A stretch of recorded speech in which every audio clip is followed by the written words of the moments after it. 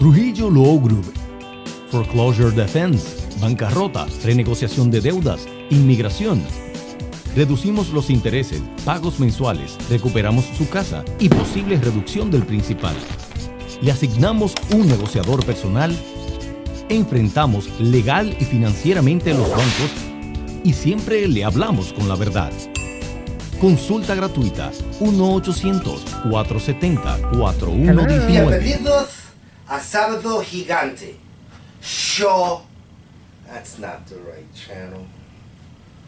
This week in the legal corner, according to Warren Buffett, housing is slow, he's surprised, and it's better than it was 2 years ago. More from Dr. Audius later. And in international news, Crimea. We ask the tough questions. Who's the real criminal, NATO or Russia? America, this is your legal corner, and you can't get in. This is the legal corner, available on YouTube, SoundCloud, Twitter, Tumblr, Path, and Instagram. America, this is your legal corner. Created to educate, we specialize in the science of law. A special thanks to our sponsors, World Mortgage Corporation and Consumer Reorientation Overhaul, as well as our producer, Mr. Robert Araujo. And now our legal bulletin. In presidential election news, possible candidate Hillary Clinton has said nothing. On the other hand, impossible nominee Sarah Palin won't shut up. In South Korean leader Kim Jong-un has issued a publicly racial slur against President Obama. In his defense, however, he has stated he was just trying to get laid with Vista Vino. Speaking of racial slurs, Vista Vino, who we believe first name to be People B. Stavino, has issued a statement saying Sterling is not a racist. The same source went on to quote, she stated, he is not a racist, like I am not a gold digger. And in late breaking news, Reuters has reported that Russian President Vladimir Putin has put his shirt back on. Till next time, this is your legal bulletin. We begin this week with the state of our economy. According to Motley Fool, existing home sale prices are 4.59 million. Don't ask me how many of those have porticos, and please don't ask me to show them this Saturday. The last 6 months, home sales have dropped from 5.40 million to 4.59 million. Now, I'm no Alberto Einstein, but it would seem to me the feds want to take a closer picture. Here on the ground, we know the truth, that until homeowners start getting approved for loans, there will be no recovery. But then again, we're no Warren Buffett. And in international news, Crimea. Up through Easter, I thought it was a Ukrainian fish dish. Imagine my disappointment. Speaking of Ukraine, someone has broken an international pledge made in 1997. Labeled the Pinky Promise of 1997, Russia promised to honor Ukraine's integrity. NATO, on the other hand, promised to not station combat troops or nuclear weapons. Well, it looks like someone has broken their promise. But who was it? Was it Russia in anticipatory repudiation of Ukraine's right to contract with NATO?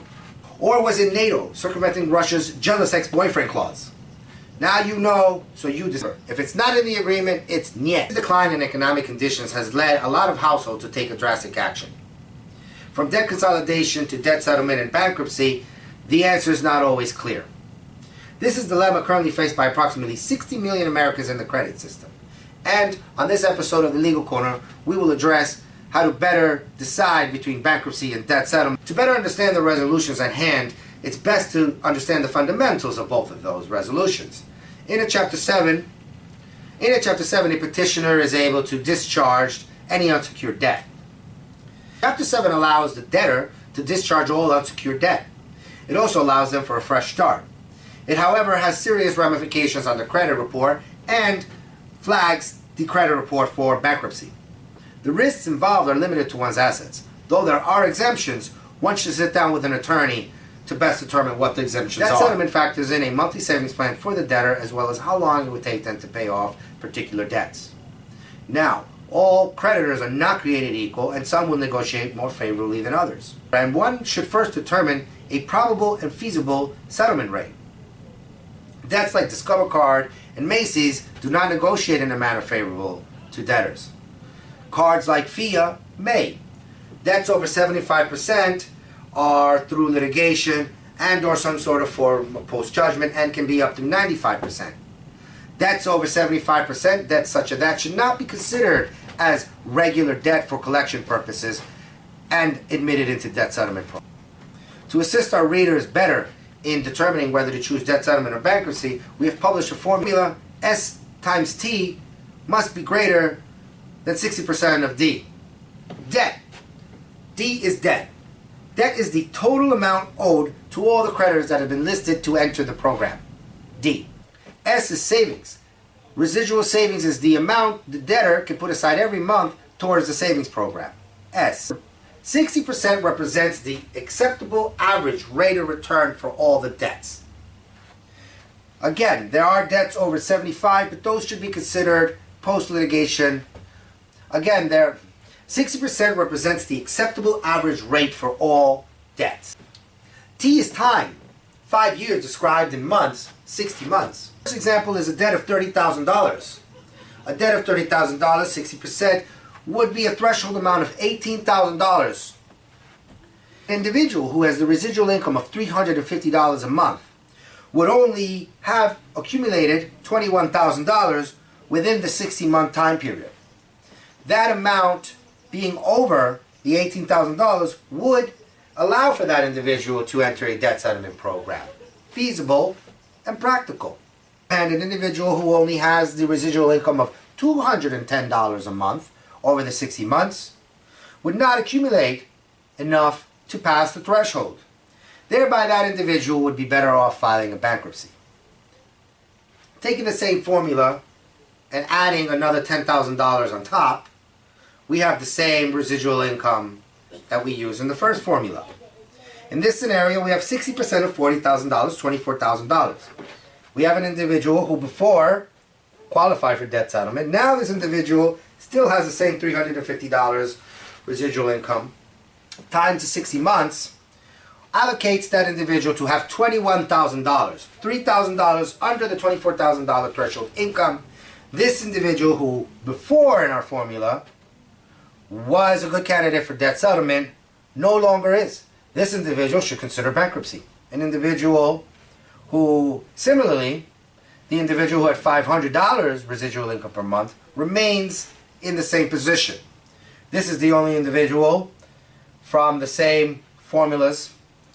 Similarly, an individual who is making individual who has $500 residual income per month remains in a good position to continue with debt settlement at 60% of the $40,000 debt negotiation threshold. Using this information, a debtor will be able to determine whether bankruptcy or debt settlement is the best choice. Today's law word is a priori. Though it is a Latin term, it prefers to be called Hispanic American term. Literally meaning from the cause to the effect, it originally referred to a term of logic, a thought process, if you will. A thought process that if one generally accepted truth is present, the other must also be present. In modern usage, an a priori conclusion is one that is necessarily true, one that is not proved, but is also not possible of being disproved.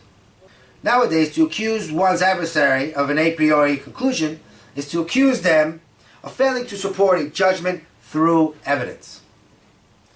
And that's your legal word, America. Use it justly. Trujillo Law Group.